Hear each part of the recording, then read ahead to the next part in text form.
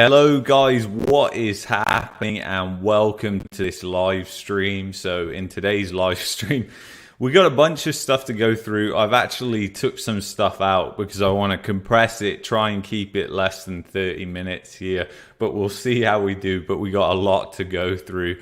So happy Monday to everybody. Please do your part and hit the like button to help support these videos and help get these videos out on the algorithm. So the first thing I want to go through, just to kind of ease you into tonight's live stream, is we've got a story. But first of all, I just want to show you this because this is really something that we've talked about on this channel time and time again, is that because of inflation, you're going to see civil unrest rise. And one thing that I haven't really discussed is that the wealth divide has got so far apart now that people are going to be extremely angry at people who are wealthy. So, people who are showing their wealth, like have expensive cars, whatever it is, they are going to be the type of people that are targeted because people are so frustrated about what is going on. And you can kind of see this a little bit in what's happened in Utah. So this Utah home was flipped for $1 million. That is absolutely insane. But the thing is, it was vandalized. So if you look here, they actually wrote on the property 600K to 1.6 in 1 year. Go away, creepy flippers, or something like that.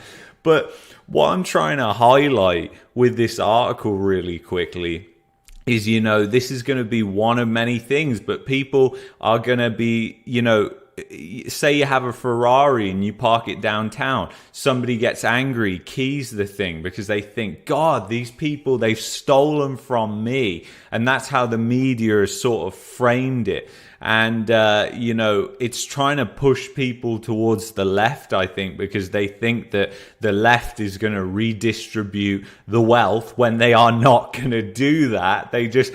All these politicians, they come out, they say the same thing, but without getting into any sort of politics. So I think that's just a sign of what's to come and just eases you into this. But also I had a bunch of people email me stuff and I actually forgot. I haven't mentioned it in a while. If you have a story that you want to email in to come on here, however small or big you think it is, just email me and I'll figure if I can work it into a live stream. But one of the guys, he sent me this and I thought it was pretty interesting to read. This has been going on everywhere. The fact is that it's just one of thousands of these stories, but it's good to publish these. So the guy says, I was just at a birthday party the other day and we were just chatting housing, economy and inflation, as you do these days. This is most of what people are talking about these days. It's what I talk about with my family, my friends, everybody. So you wonder what I talk about when it's off, when the cameras are off. It's pretty much the same deal and the same thing. It's kind of all consuming right now. I was shocked to hear this and was also remembering the 2007 and 2008 where a lot of our relatives lost almost everything in the States. By the way, I just pasted this email into a text document to make sure that the identity of this person is obviously hidden because he asked me to, but I will always do that. So if you send in a story, you'll never be named or anything like that. But this really, one of my friends, his friend, new immigrant from Pakistan, he was saying he bought a house in Alberta for $490,000 with 5% down, and he formed the deal with just a verbal mortgage approval on the phone. The guy's whole income is $30K a year, and he bought a house for $490K.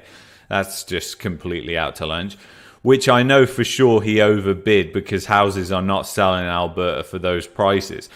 The bank now is saying you are not approved, so he is screwed. So the bank's done the old rug pull on this guy, and now he's potentially facing a lawsuit. But, you know, for many different reasons, this is happening a lot. Like, there are a lot of failed sales. And just think about what is happening right now, you know, is going to continue to be a theme in the future. So yeah, there's a lot of sales that are failing right now, and listings that are having to relist, go back onto the market.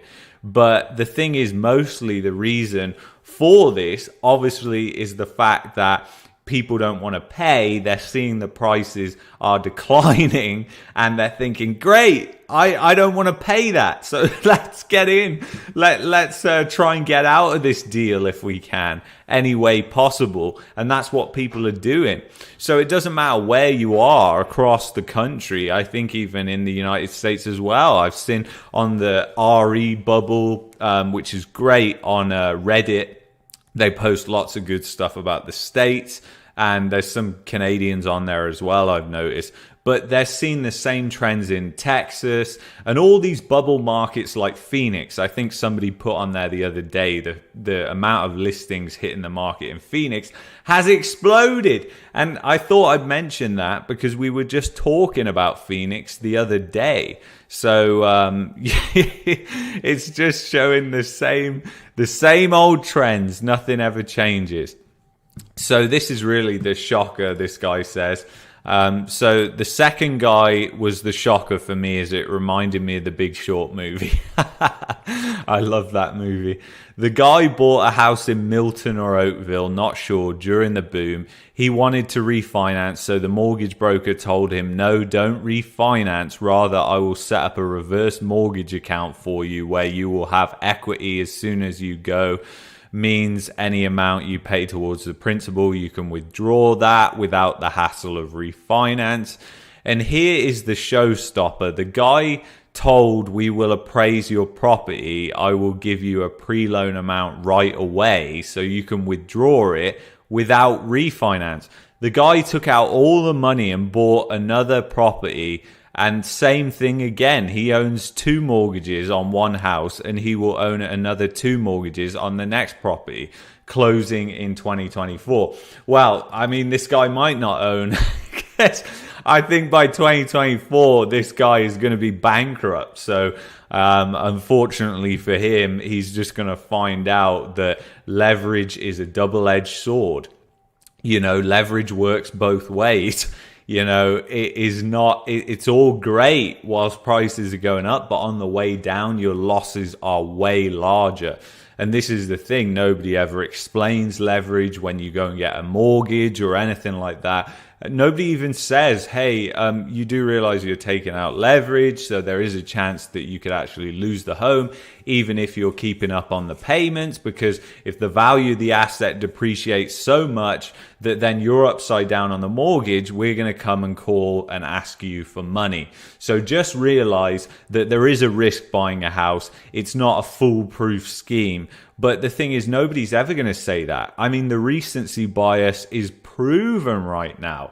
So the recency bias is in everybody's head that property values only go up. And obviously we know that's really just been the case since the turn of the millennia. Before that, home prices were extremely choppy. And, you know, a lot of people say about immigration, and really, you know, there's many things that kibosh that argument. But one thing in particular, just go look at how many housing starts there were during the 70s and 80s and look at the population growth, the net population growth compared to now, and it was more. So obviously everything is just changing really, really quickly right now. And people like this are just going to be broke out. So many of his friends did this on multiple levels. So I asked him one simple question. I asked him that this whole business transaction is based on the assumption that houses will go up. And I said, what if they don't? And secondly, I asked that if he was aware of the trigger point on their variable fixed mortgages. Their faces just dropped when I said your payments could be going up. They don't have a single month worth of saving to deal with the sudden rate change. I was shocked and disappointed for a second that the whole thing is built on greed, which will result in chaos for the rest. Make a video about this and let people know as to what these brokers are doing and how exposed the banks are. These are not tales, but real stories, 100%. This madness has to stop. Please don't mention my name if you decide to make a video. So thank you very much for sending that in. It's absolutely insane that they don't even have a single month saved. Like, they are literally, like, man, oh man, like when I think about margin, I think about it in terms of margin in trading, because I trade using really high amounts of leverage, but obviously I know the risk I'm taking. I'm never gonna ramp it up. Leverage can be great when you don't want to hold a massive sum of money in a brokerage account, or you want to spread across brokerage accounts when you're trading like I do. I diversify my brokerages, I diversify my banking, everything, guys. And you just have to be these days, because I'm not kidding. Like, there is just so much going on right now that you really have to have banks in other countries, brokers in other countries, ways of accessing money, cash, gold, silver, all these different things. And these people, they don't even have enough money to cope with the fluctuations. They're literally on the edge of their seat. It's musical chairs, and the music is coming to an end. So with that being said, let's bring up this now, because I posted this on Twitter. And if you follow me on Twitter, it's at MarketManiaCA. But I put this out earlier and it blew me away. And we have to take this with a grain of salt, because the fact is, obviously, this could be money laundering. But even if it is, it's still money laundering on a grand scale. So let me blow this up so you guys can see this. So this outdated, straight out of the 1970s in Hamilton, Ontario house just sold for an ugly price of $700K. And I said it was an ugly price because it's still overvalued. Like, who would pay $700,000 for this dump of a house that needed lots of work doing to it? It was obviously an older house. But it was purchased, and this is really the showstopper, for $931K on March 7th, 4 days after the first interest rate hike here in Canada. That's over a 27% drop in real terms in 3 months. Wow. And then I actually calculated it was actually even more than that. So this is the outside of this house, and I'll show you on Housing Sigma in a second so you can see it. But this is the outside of the house. And then this is the date. So when it sold, which was March 14th. And then obviously it just sold on June 16th, just gone. So it was sold on March 14th for $931,000, sold on June 16th for $700,000. Now, this obviously could be money laundering, but the thing is, which doesn't make sense, and you'll have to judge for yourselves when we go through the pictures what you think. But the thing that is in my mind that makes me think that this isn't money laundering is the fact that why would a money launderer draw attention to themselves like this? Because this is substantially below asking price. So any sophisticated criminal is not gonna, and let's face it, if you're money laundering through real estate, that's more of a sophisticated type of criminal than just, you know, stealing people's phone or breaking into people's houses. So if they're doing it, why would they draw attention? Normally they go the other way, overbid and stuff like that, because they want to get the most money through. The idea is to launder the most money, snow washing it, they call it. Canada has become such a huge place for money laundering, especially in Alberta and BC, where it's just been rampant for years and years and years. Chinese gangs, loads of different gangs, cartels, all do it, and they have loved Canada because it has had such relaxed laws when it comes to registries and who actually owns different places, finding out the actual true ownership of different places. So it actually works out to a nominal drop in price, which we don't really care about, but of 24.82%. Still a huge drop. And I also put, and in inflation adjusted terms, that's 30% nearly, 29.42% real drop. And that's if you're using the government's CP lie. Because when you think about it, the CP lie is really just a screwed up, bogus index. We all know this. So if you really calculate it using the shadow stats and the 1980s basket and measure of inflation, you're talking about a drop of 37% in 3 months. Now, that is just really fast. That is a crash. So if this is real, then that is a massive crash in price. But, you know, the mortgage payments, if you think about it, like what people could get when mortgage rates were lower and they had pre-approvals for 2.5%, they could probably afford $931,000, but now they're looking at 5.3%. Maybe they can only afford $600,000. So prices will adjust. It will take time though, because people are in denial right now. We're in that denial phase of the bubble. So before we go over to housing Sigma and I show you the rest of that house, let me just bring it up here, the old bubble phase.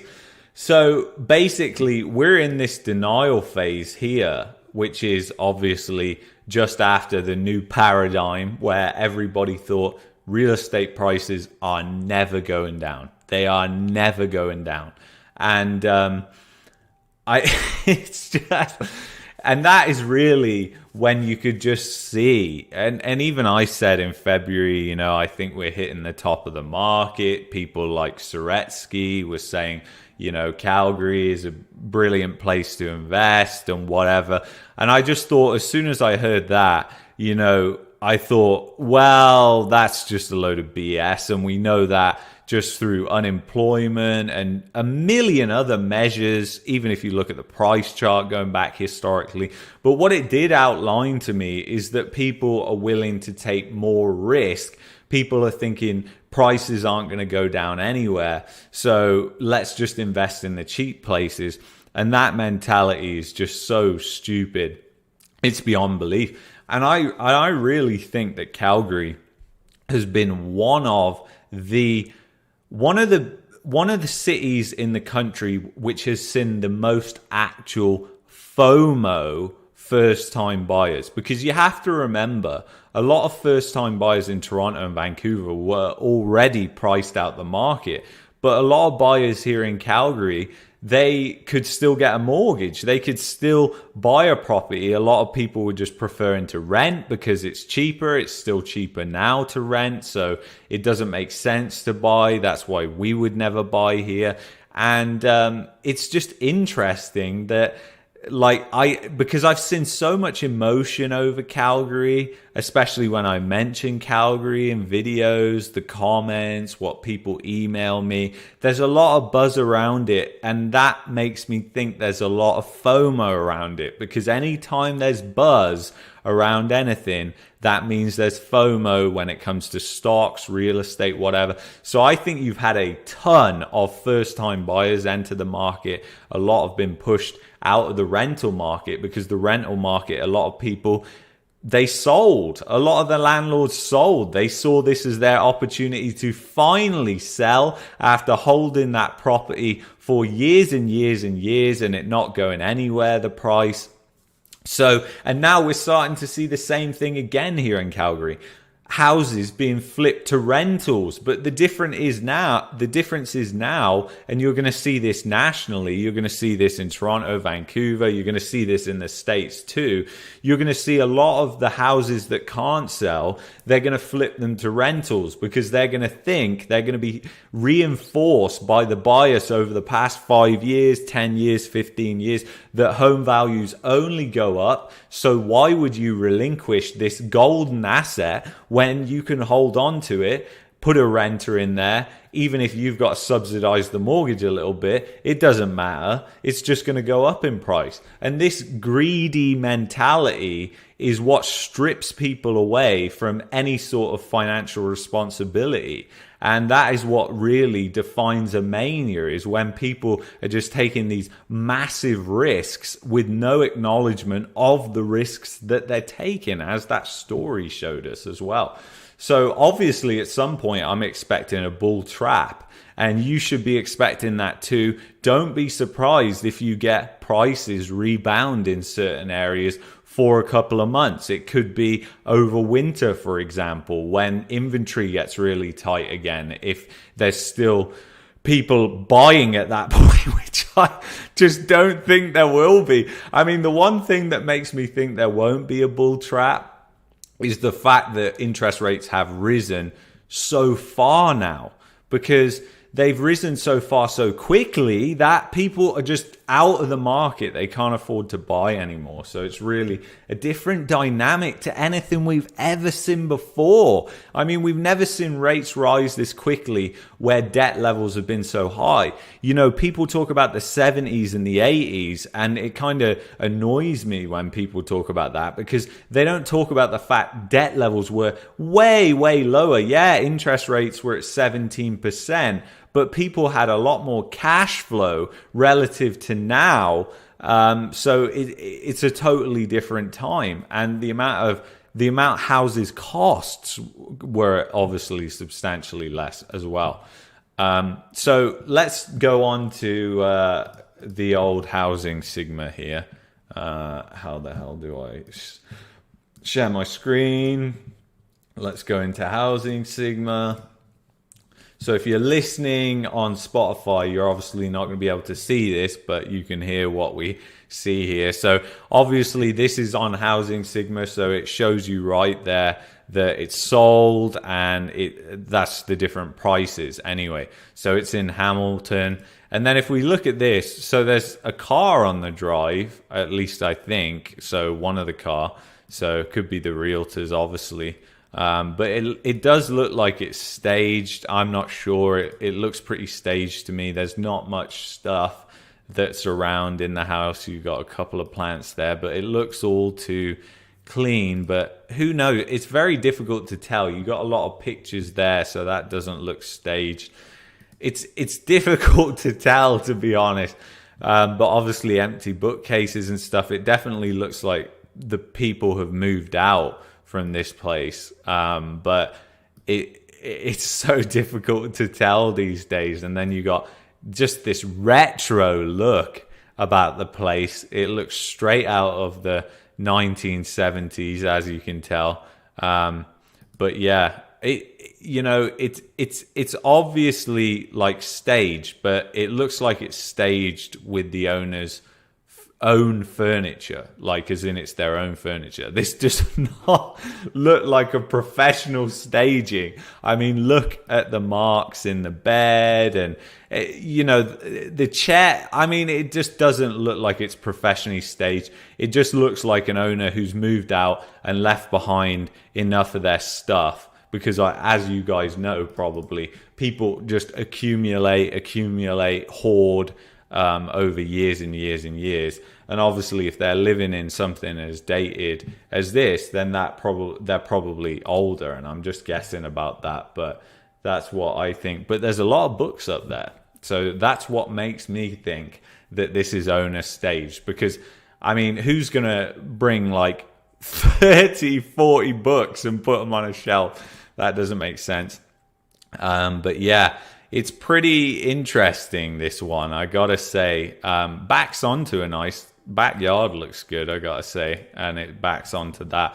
But 700,000 for that is just absolutely nuts. I mean, to get it up to scratch and to get it like to modernize that place, I mean, you're going to be spending a fortune, probably like 60-70 grand at least.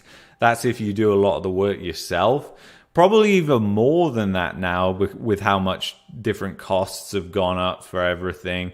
But I think that's just absolutely insane. So this could very well be the 30% decline. But obviously, we have to look as well at where Hamilton prices are at. And this obviously isn't going to tell us a lot because it comes from the Association of Realtors. So we have to take it with a grain of salt. But this essentially shows you the residential average price in Hamilton. So it was at 1.1 million in January and February, around that. And now it's dropped down to 1 million. So you're talking about like a 7 or 8% drop. I'm not sure how many months they've got on there. It looks like they've only got till April. They haven't got May on there yet. So it'll be interesting to see how far that May one goes down.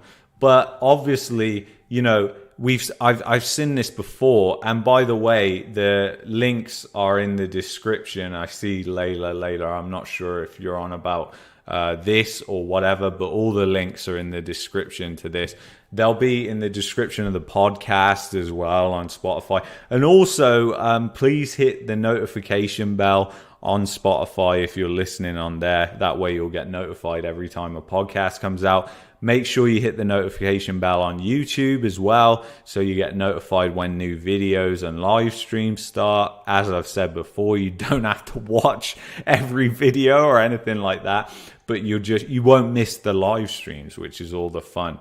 So it is really, really interesting what is happening. I mean, I just think that some of these areas I've seen that the prices seem like they're crashing. I've seen a lot of people posting on Twitter different houses that have sold, and it's just insane, some of the declines. And these are all backward looking. That's what you got to remember. A lot of the stuff that we see on Twitter and social media is happening as is. Like, think about it. This house in Hamilton that we've been talking about sold in June. So we're not going to get the statistics for Hamilton for June until probably the middle of July.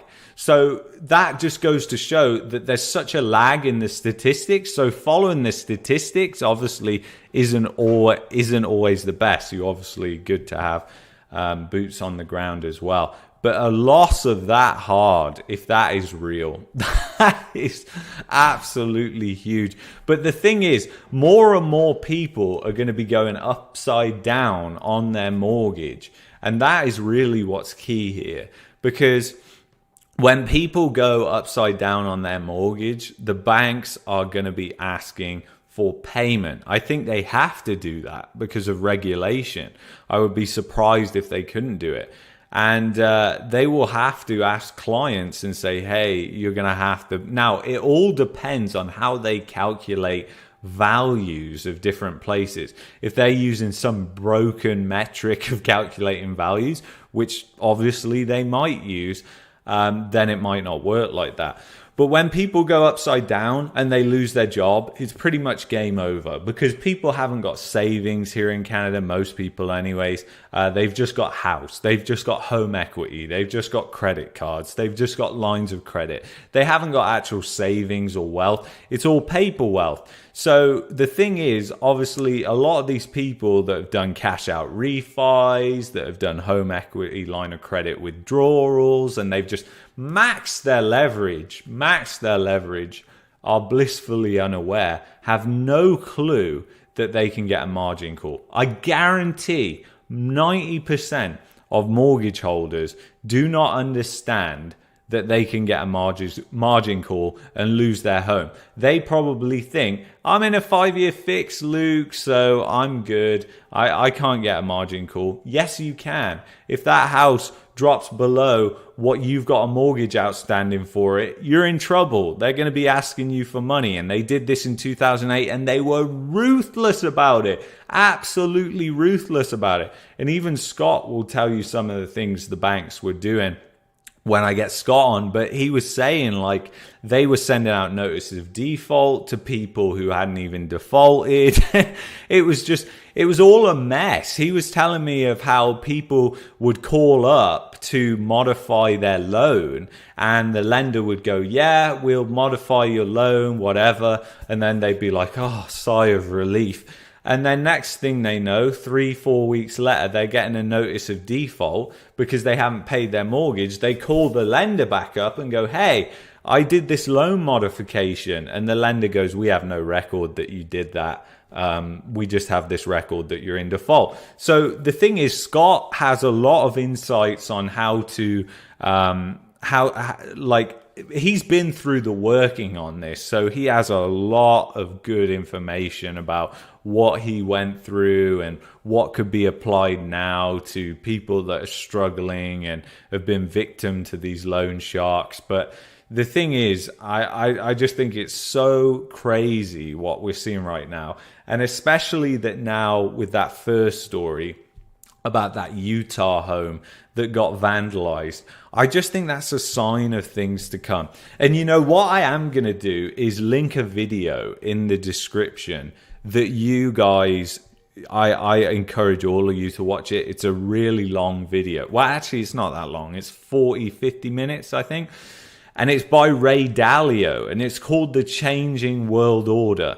And you know, you might not agree with everything Ray Dalio says, but he's done a fantastic job of putting together a 50-minute video with tons of history about reserve currencies, the fall and declines of these reserve currencies, and what we're heading into, this changing world order between China and the United States that is going to be key. It's going to be key to Europe, and it's going to be key to Canada, Australia, New Zealand, all these debt-ridden countries that essentially are part of the Eurodollar system. So, I mean, global banks are part of that system. But the thing is, the dollar is slowly losing reserve currency status. And it's going to lose reserve currency status within our lifetime. We are going to see the dollar no longer be the reserve currency, just as the pound, just as the Dutch currency as well. They all were reserve currencies at one point or another, and they go through cycles just like everything else. And that's why I really encourage you to watch that video, because it's going to get you thinking long term about how you can position yourself to thrive in this sort of environment, what changes you may need to make or may not need to make with your portfolio, and just maybe start you to research more into that. So it's very, very interesting, and I would encourage you to watch it. So I'm going to link it in the pinned comment and in the description. So somebody put, what do you think will replace the USD? And that's a good question. Nobody really knows, but it's looking like it's going to be the yuan, like somebody else I think already said. It could be the ruble as well. I mean, look at how the ruble is strengthening right now, but I doubt it's going to be that. I think it's more likely to be the yuan and the Chinese yuan, and it's China really, the superpower that is rising as the United States is falling. Now, obviously, Ray Dalio has a view that the United States can change. It's a little more of an optimistic view, and I think he's took that position because I've read his books. Like, I think he's just took that position for the sake of the YouTube video. I don't think he actually thinks as optimistically as he does at the end, where he says, there's things that we can do to change this, and it's all optimistic. Yeah, right. Is that ever going to happen? That would involve the government stop leading these massive deficits, stop spending hundreds of billions, trillions of dollars that they don't have, and start paying that down. That would just mean massive cuts to the United States and also the global other powers, superpowers as well, like Germany, the United Kingdom, all the other ones that are within the Eurozone and within North America as well. And, you know, that's why I think positioning yourself in a not one of the currencies that is on the side of China, but just a neutral country. Whereas Canada and the United States, I mean, Canada is in a terrible position, absolutely awful position.